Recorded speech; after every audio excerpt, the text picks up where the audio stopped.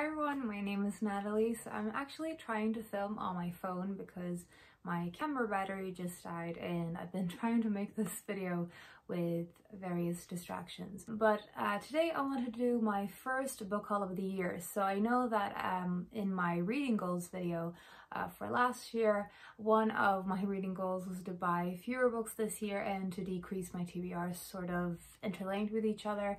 And to be honest with you, that is something that has sort of gone to the side with all of the current situation with the coronavirus and all of those things. I just feel like it hasn't been my priority. I've been wanting a few books in connection with various prices and other things, but also just felt like it is a comfort to be able to get these books with a lot of other things not being available. So that goal has just not been a priority, and so I've been acquiring a lot of books in the first quarter of the year is what I'm trying to say.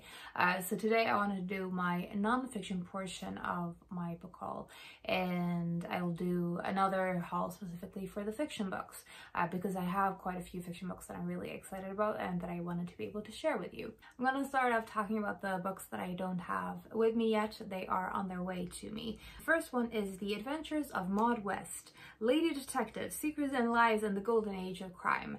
So this is by Susanna Stapleton, and if you don't know this about me already, then I'm definitely a fan of Golden Age crime mysteries, especially Agatha Christie in terms of Poirot and Miss Marple. I love both the books and the adaptations that I've seen so far, and I think I probably haven't read enough Golden Age mysteries, to be honest, aside from Agatha Christie, but I love the tone of them and sort of the puzzle aspect of them as well. But this book was sort of, I was already curious about this when it first came out, and then I recently was really in the mood for sort of picking up a few nonfiction books that were engaging in a sort of escapism kind of thing, and this one seems to fit that bill. I read a sample of this and really liked the fact that the author seems to be a big fan of the Golden Age crime genre as well, and it feels like this is a biography with sort of a fan perspective, if that makes sense. So it is about a real lady detective working during this time, and I just think it's going to be a lot of fun. The next one I've been wanting for ages, and that is The Butterfly Isles, A Summer in Search of Our Emperors and Admirals by Patrick Barkham with illustrations by Helen MacDonald. I think it's probably because of the fact that it's been sort of spring-like weather here, and that gets me thinking about butterflies. Sort of they become linked in my head, and so I've been wanting to pick up a book on butterflies, and this is the one that I was most interested in. Patrick Barkham is kind of a big name in nature writing, British nature writing specifically, and this one seems to be a really popular one of his that I've been wanting for a long time. And I think it's just him trying to see as many species as he can in one summer, and hopefully I get to learn a little bit about the species along the way. The next one I have is a science nonfiction. So I've been really wanting to read more science nonfiction, but I think because I don't have a lot of background knowledge in the natural sciences aside from nature or natural history, I find it kind of intimidating and difficult to pinpoint what to read about. But this one seems like it's a very easy, sort of accessible kind of science nonfiction. It is called The Planets by Brian Cox and Andrew Cohen. And as far as I can tell, it's sort of based on a documentary series that they make for television. And the book is sort of, I think, building upon the TV show, as far as I can tell. And I thought that this might be a perfect type of book to pick up in terms of science, because the author seems to be very used to speaking to an audience with little background knowledge. So that is sort of the reasoning behind this specific book, and also the fact that this is a nonfiction book about the solar system and all of the planets in it.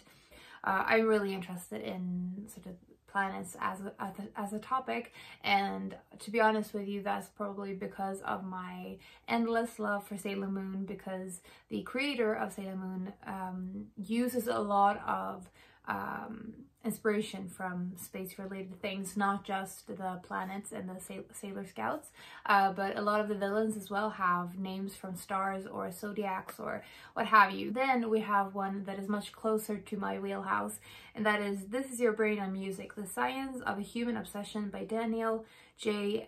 Levitine. And this is actually a book that I think showed in my library haul that I made at the beginning of the year. I actually did pick up this book from the library and read a little bit of it, and also was sort of just flipping through the pages and realized that this is a book that I want to own to be able to annotate it. So I ended up actually ordering it. This is basically the neuroscience of your brain on music, sort of how you react to music. And I love music nonfiction, as you probably know by now. So this is gonna be added to my collection that is slowly growing, as is the next book, also connected to music nonfiction. That is The Lost Pianos of Siberia by Sophie Roberts. And this is a very new release. I think it just came out in February, at the beginning of February. And this one is a book about pianos in Siberia. So it says, Siberia's story is traditionally one of exiles, penal colonies, and unmarked graves. Yet there is another tale to tell. Dotted throughout this remote land are pianos, grand instruments created during the boom years of the 19th century, and humble Soviet-made uprights that found their way into equally modest homes. So it's just sort of a history of the actual pianos, and I'm assuming it also touches on musicians and sort of this place's connection with the kind of music that pianos can make. But I'm a big fan of, as I said in my recent Bookish Buzzwords video, I'm a fan of books about music, about classical music, and specifically about classical music instruments. So I think this is just sounds too good to pass up. So I immediately, as soon as I heard about it, actually ordered it because I feel like I will love it. Moving on to the books that I have here. The first one is an arc that is actually just, that is coming out in June, so quite a long time to wait, and that is Humankind, A Hopeful History by Rutger Bregman. I was sent this by Bloomsbury Publishing very kindly, and this is a sociology book, basically talking about human history and looking at it from a quite positive perspective, I think. So it says, a radical defense of our innate capacity for kindness from one of the greatest young thinkers of our time. I know that this author is also known for his book, Utopia for Realists, I think it is. I've never read him, and I'm really looking forward to giving this one a go. I think I will probably wait to sort of towards the end of April to get started on this and really dive into this one. I'll talk more about this closer to the release date. Then the next one I have, I got during the book sale for, in Sweden there's always a book sale going on at the end of February, and so I got this finally. From Holmes to Sherlock by Mattias Boström. This is Swedish nonfiction, but it has been translated into English, and is basically talking about Sherlock Holmes as a character and the various and myriad of adaptations done by him, about him. And I think probably through looking at the adaptations, it also looks at the constant and endless fascination and passion for this character, and the fact that he has become such an iconic character and so constantly readapted.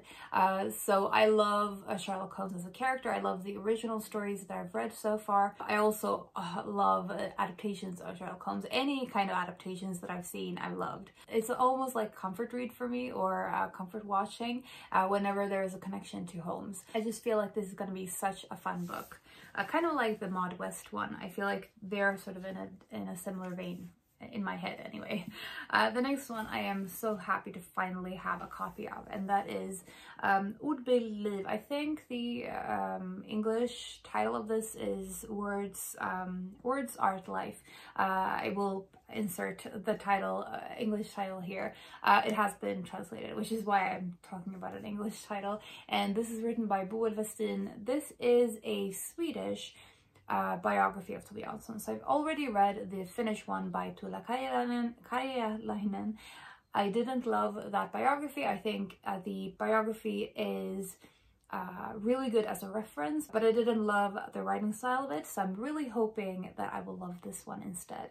I have a good feeling about this because I've read things written by Bookhaul about Tove Jansson before, shorter writings that I've really liked. I think she really gets Tove Jansson as a subject, so this seems like it's sort of the definitive Tove Jansson biography, and just really excited to have this. And again, like with the other biography, it includes tons of photography and illustrations, which is so important when you're gonna do a biography of an artist. You definitely need to have tons of media in the book as well. The last four I have to show you are all books that I've been picking up in local thrift stores just based on the topics.